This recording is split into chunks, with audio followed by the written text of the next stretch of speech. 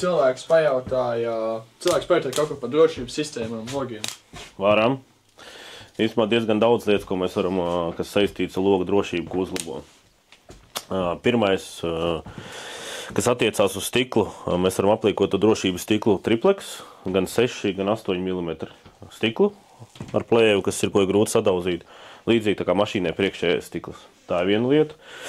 Otra lieta, varam vaļā parādam furnitūru. Mums jau standartā nāk ceļš ar TV logiem šīs te lielajām sēnēm galvas, un ko viņa aizāķējās iekšā parādam. Ja? Šī te ir nākamā lieta, ko var uzlabot drošību. Tālāk var visu to kombinēt vēl ar slēdzamu rokturi, ja? Kad mēs nevar pagriezt rokturi, ja? Lai tiktu iekšā. Tālāk vēl ir tādi aizbīģņi, ja? Ko pēc tam, teiksim, tādas aprīkoja grūti ar lomiku logu atvērt no ārpuses vaļā. Un kas te vēl tāds interesants būtu, ko parādīt, kas uz drošību attiecās. Tie ir vērtnēm tādi apakšas fiksatoriņi.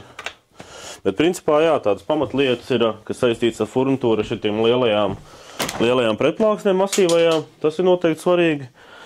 Slēdzams rokturis un drošības stikls. Tās ir tās, es teiktu, 3 pamatlietas, uz ko, teiksim, varētu balstīt to logu drošību pamatā.